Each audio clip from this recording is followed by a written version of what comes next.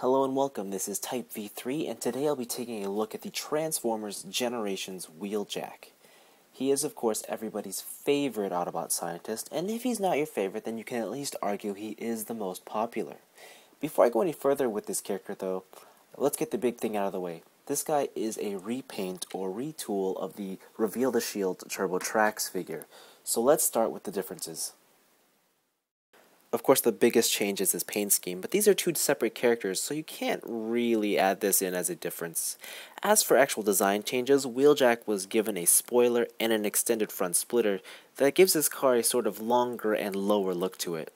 He's also been given redesigned side exhausts that were painted metallic silver, as well as his wheels were given a darker look to them, and the back license plate cover was painted in as well. Looking over the figure, I really enjoy what Hasbro's done with this guy.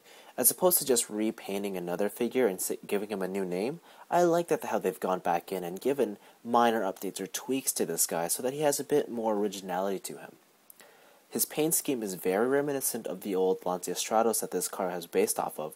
However, I do have one, or technically two, little issues with it. The car that this is based off of, the Lancia Stratos, does not look anything like this, and I'm okay with that. But I felt like they added the wrong things when redesigning this mold.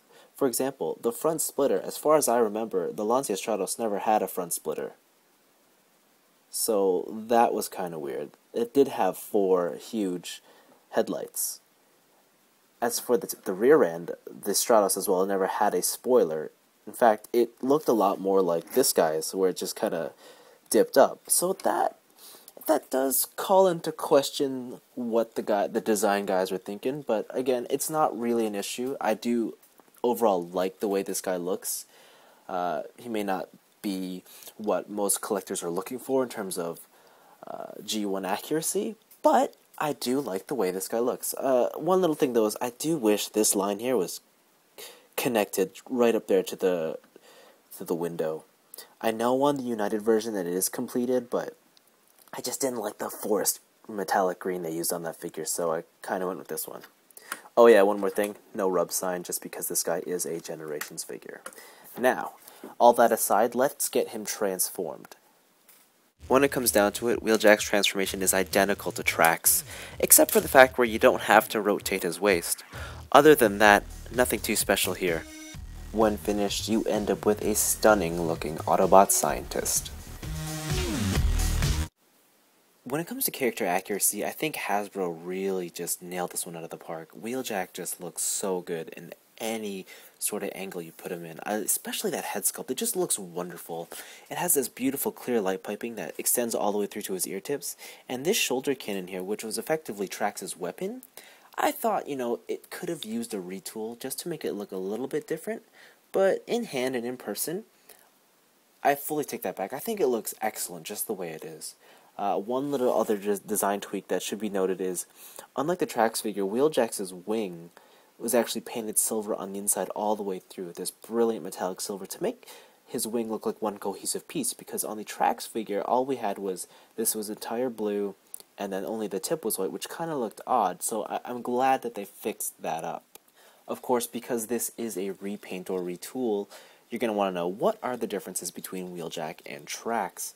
And to start things off, there's only really one key difference, and that is in the legs. You'll see that Wheeljack's legs have been reversed as opposed to the original Tracks mold. So basically, Trax's heel has been used as Wheeljack's foot, and vice versa. Another small tweak is that Wheeljack's actual leg extension is shorter, which makes him a slightly shorter figure. It's not really that much of an issue, I find. I like how he's shorter just because it just makes him a little bit different, and I prefer my figures to have a little bit more difference between them. One thing that you'll notice, though, is a lot of people have said that Wheeljack looks a bit stumpy. I don't think he looks stumpy. In fact, I think his proportions are correct.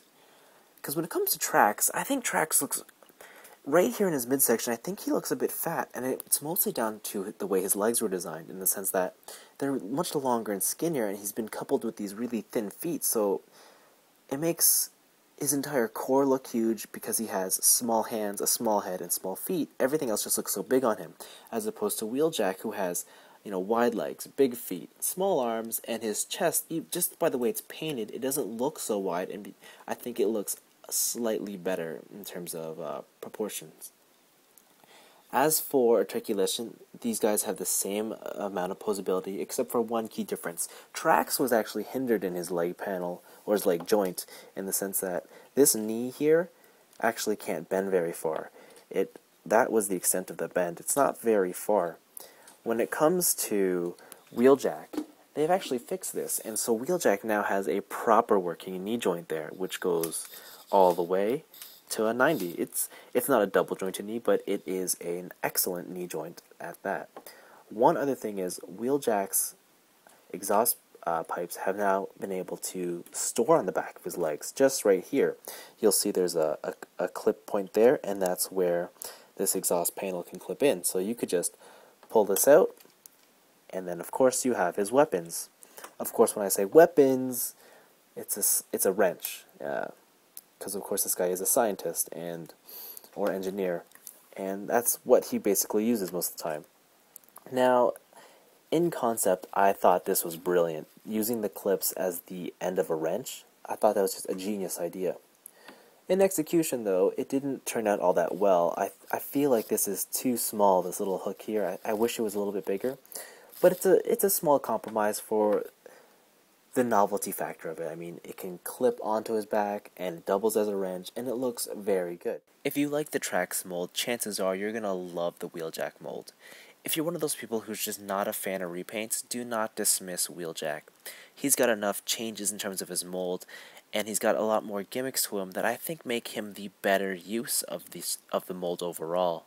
He's, of course, everybody's favorite Autobot scientist, and come on, you definitely have to have this one in your collection. If there's one more thing I'd like to add, it's that I really still would like to see Hasbro attempt another shot at the Wheeljack figure with a more accurate alt mode, more akin to the Lantia Stratos. Having said that, I am perfectly happy with this guy, and of the final figures to come out of the Generations line, Wheeljack, Warpath, and Thundercracker, Wheeljack here is my favorite. Far and away, easily my favorite of the final line of Generations toys. So, having said that, go out and buy him, because I give him a full recommendation and a thumbs up, whatever you want to call it. Anyways, thank you guys for watching, and I will see you next time.